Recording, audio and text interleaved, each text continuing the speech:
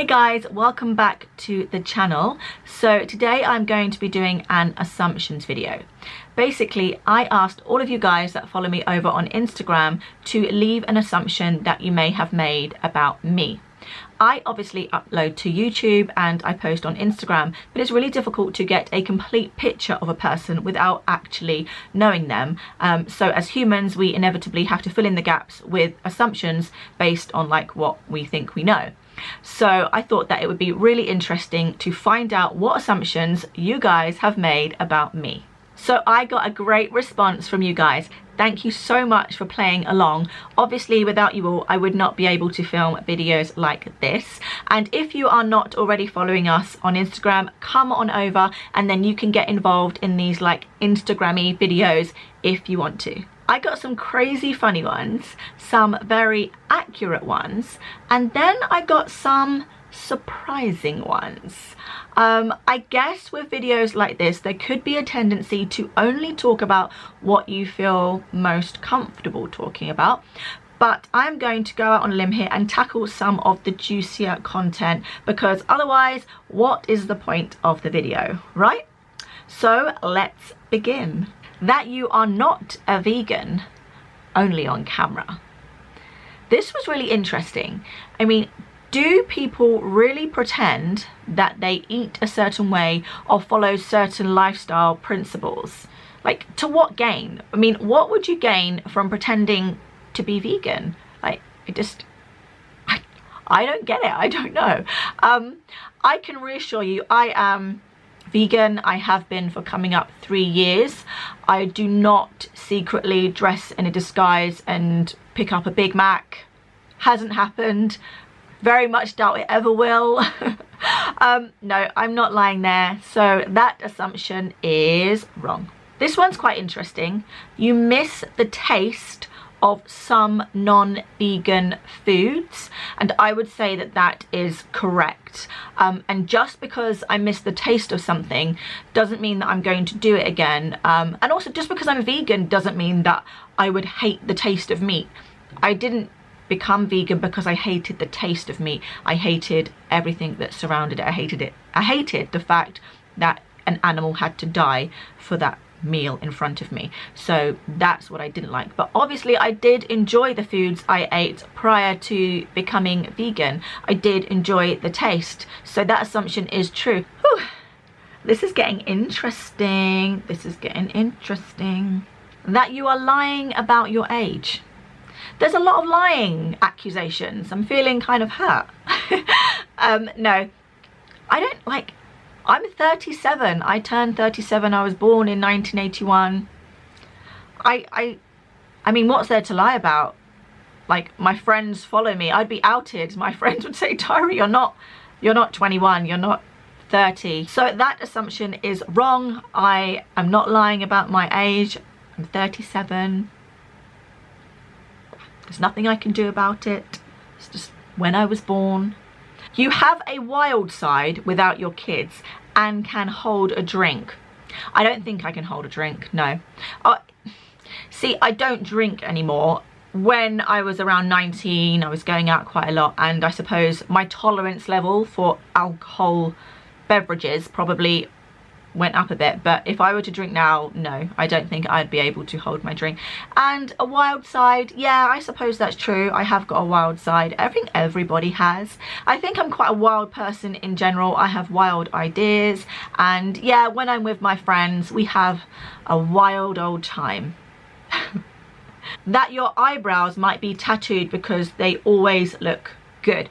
So yes guys, my eyebrows are microbladed. I had them microbladed I think about 18 months ago or 2 years ago.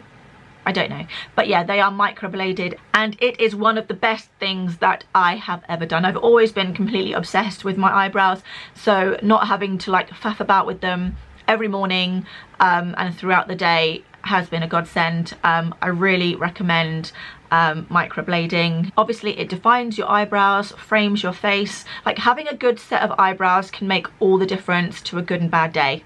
I know that might sound extreme, but that's what it was like for me, which is why I got my eyebrows microbladed. So that assumption is true. You were homeschooled as a child. No, I was not. I went to mainstream school all the way through. I was not home educated at all. You don't care about what others think about you. You're comfortable with being yourself. I think that's true and not true. I think it depends on how I'm feeling at the time.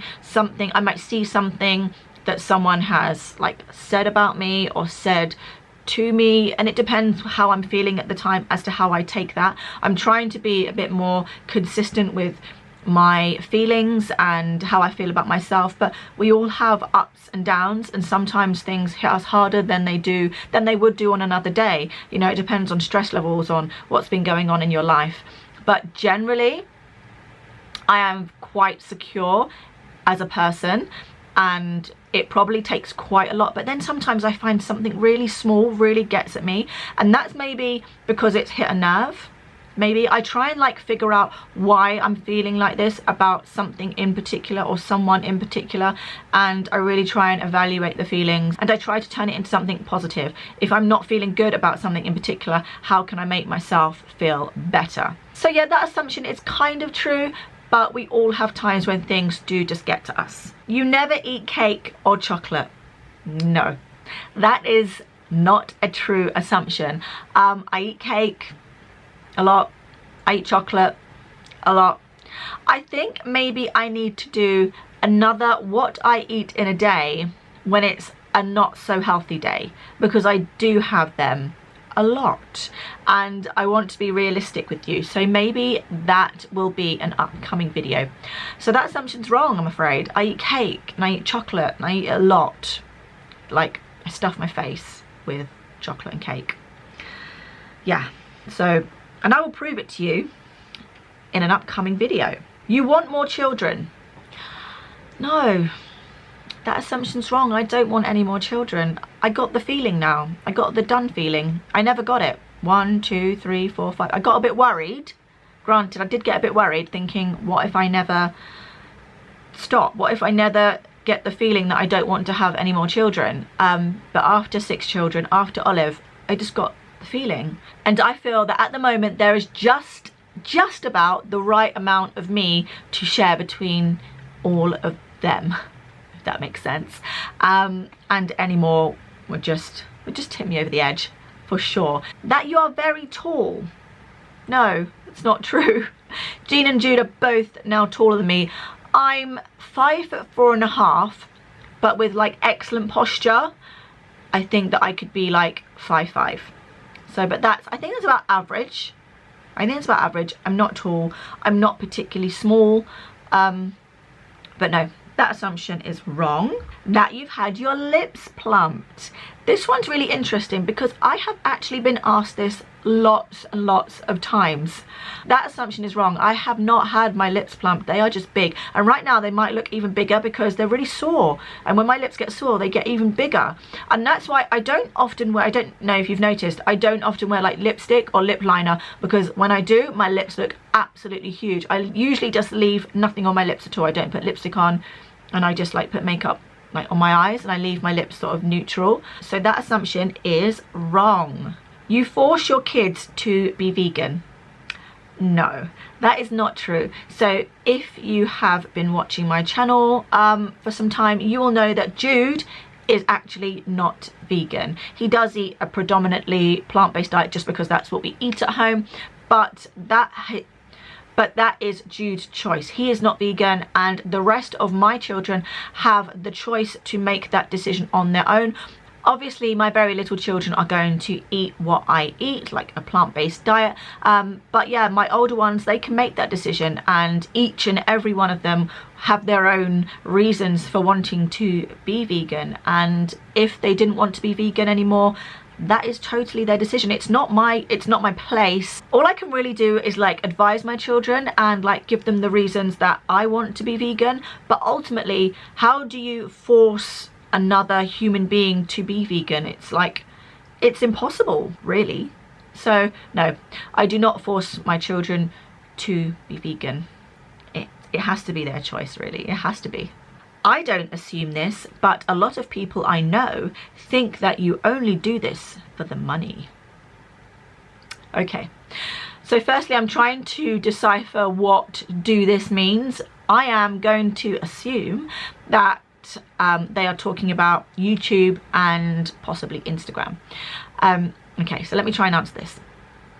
Anyone that does YouTube knows that in the beginning you have no subscribers, you have no expectations as to where this is going to go.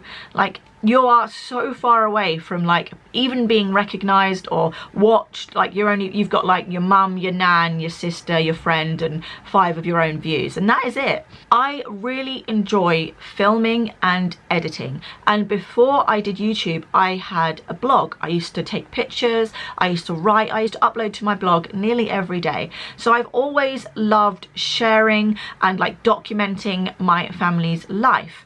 And yeah, there really is no money involved in like the early days. Obviously now, years down the line and after tons and tons of hard work, there is opportunity to reap rewards from my YouTube channel. Of course there is.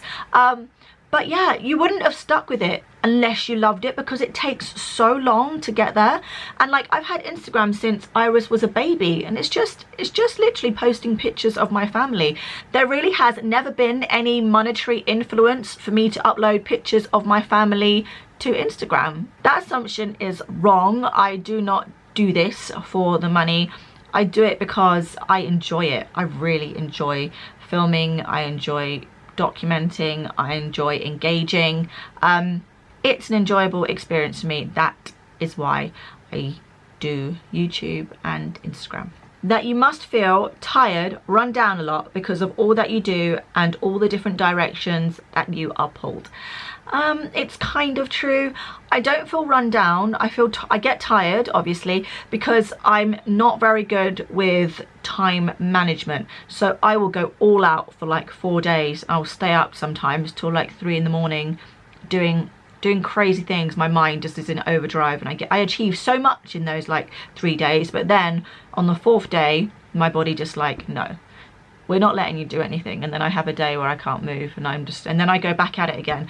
So I do really need to get some like regularity, some consistency, so I can like be productive every day rather than being super productive and then having this massive slump, because I don't like it. I hate that, because then I want to do, my mind is still kind of going, but my body's like, no, we've had it. So yeah, it happens. Not that often, but it does happen, and that's purely because I need to manage myself a bit better. Always a project. Jean and Elsie don't get along. No, that is not a true assumption. They get on really well actually. Probably out of all of my children, them two get on the best. They obviously have like their disagreements, but the majority of the time they get on really well. I often find them like stretching together. Elsie's even moved into Jean's room so that they can talk all night. They get on really well, so that one is not true. I really liked this one. Your favourite character from Harry Potter is Professor Snape. Yes, like, how did you know? Of course, Professor Snape is my absolute favourite character from the Harry Potter series. That you were a teen mum. No, that's not true. I was 23 years old when I had Jean. When I was pregnant with Jean, as you can probably imagine, I did look quite a bit younger than what I actually was. So I did get some funny looks from people, which is out of order. But yeah, I was 23 years old when I had Jean, not as young as many people think. You have a favourite child but won't admit it. No, I don't. I love all of my children exactly the same, but I get on with different children on different days. So on one day, me and Jean might be really getting along, like hanging out, doing things together, but that doesn't mean that she's my favourite overall. It just means we got on really well today, or yes, you know, and then tomorrow I might get on really well with another child. And sometimes there's also periods when I'm getting on really well with a couple of the children for a period of time, and then it switches, and it's all about changing dynamics, ages, hormones. Yeah, it's forever changing. But I do not have a particular child, although you did say I wouldn't admit it which is an assumption. But no, I honestly do not feel that I have a favourite child. Your kids were good babies. No, that's not true. I had 3 good babies and 3 very bad babies. And what I mean by that is, basically, they just cried all the time, no consoling them. They didn't sleep very well. They didn't eat very well. Let's see if you can guess what children were my baddies. I'll give you a second to think about it. It was Jude, and that was a shock because Jean was so good. So when Jude came along, I was like, oh, I was literally like completely flustered in a state. I remember even crying with him one time because it was just like, I can't beat you, so I'm going to join you. We're just going to cry together until this is over. It was pretty intense. Yeah, he cried constantly. So they were Jude, Iris, and Ollie. Those 3 were my baddies. They were really difficult. I have been through it, guys, and it was torture. That you were like Jean as a child. No, that's not true. I wasn't like Jean. I was probably more like Elsie. I was quite outgoing. I used to like sing and dance. I mean, Jean is outgoing, but she's a bit more standoffish. Elsie's a bit more like puts herself forward. I think sometimes that Jean lacks in confidence, even though she's a fantastic child with so much to offer. She won't always put herself forward. And I sometimes say, Jean, you know, you can do it. She has to have some encouragement, whereas I was very confident to put myself forward. I didn't need like reassurance from anybody. So in that sense, I feel like I was more like Elsie than Jean. I think Jean's slightly more like my sister, my older sister. She was a bit more reserved. She still is a bit more reserved than me. And I think Jean is more like her, and Jean actually looks like her as well. So, interesting fact. That you smoke. No, that's not true. Like, smoking is like one of the worst things you can do for your body. I don't get it. Like, no, I don't smoke, and I have no intention of taking up the bad habit. You regret having 6 kids. It's true. No, only joking. Of course not. They did put loads of like laughing faces there. No. Sometimes I'm like, oh my goodness, I have got 6 children. Like when the house is like absolutely mad, I'm like, what was I thinking, kind of thing. But no, I absolutely love having 6 children. It is very hard a lot of the time, but I wouldn't have it any other way.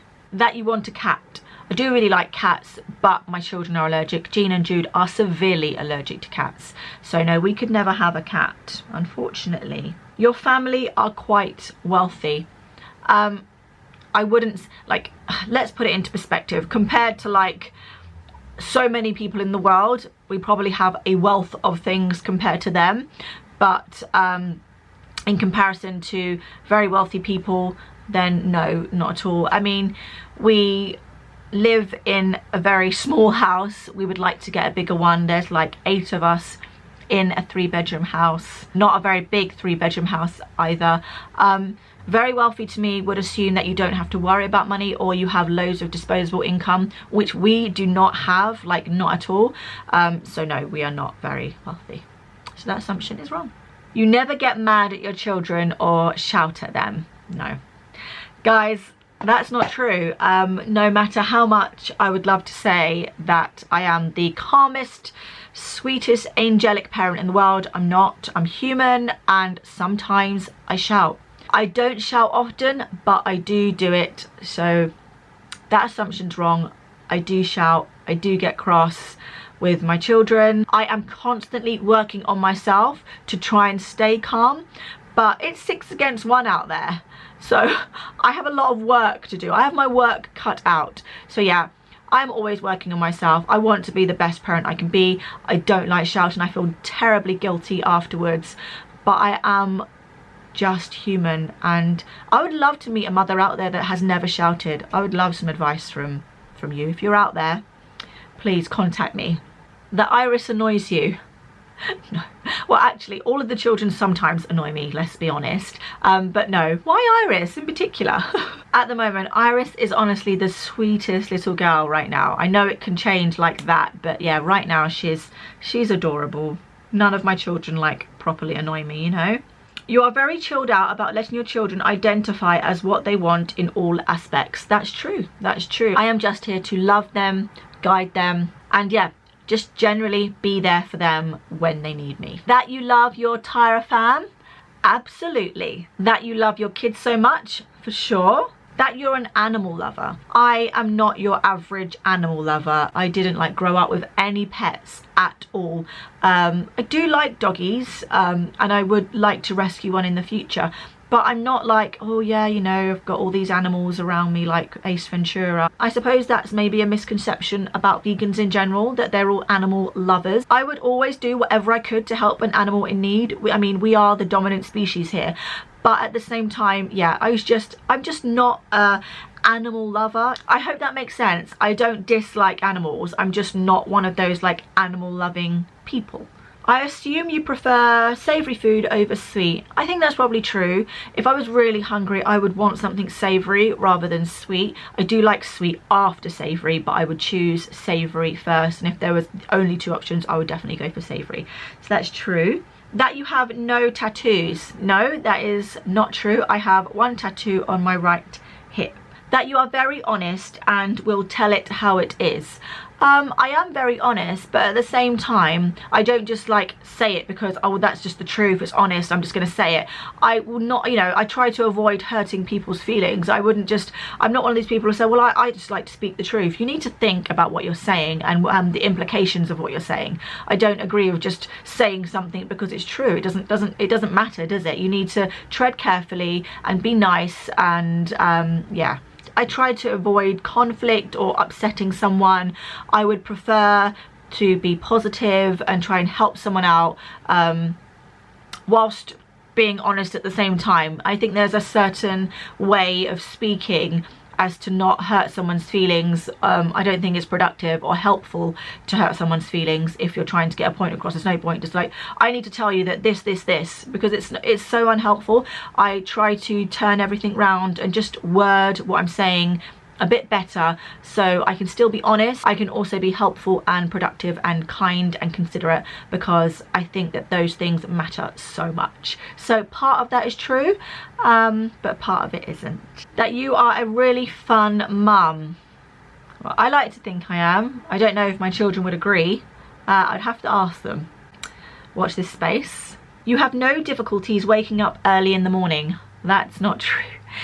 Some days it's really hard, guys. Some days are easier, but then like the majority of the time I would love just to lay in bed for longer and not get up. If, for example, I do get up later, I have less time in the day, I feel like I'm constantly on the back burner and I generally have a worse day. I think maybe if you didn't have as many kids as me, it might work differently, but I have 6 and we have so many things going on. I have to be ahead of the game. And having a bit more sleep or feeling accomplished and having a good day and like at the end of the day thinking, yes, we did it. I would rather have that feeling than have a bit more sleep. And that's just me. So I push myself to get out of bed because I want that end of day feeling like I'm looking ahead, and it's not like that short, sharp bit of fun. It's just not worth it. A little bit of sleep is just not worth what I could get if I got up and pushed through. But it is hard, it's not easy. I'm not like a robot, it is hard, definitely. Yeah, so, sorry, got a bit intense there. But yeah, that assumption is wrong. It is quite hard to get up in the morning, but it pays off. It pays off for me anyway.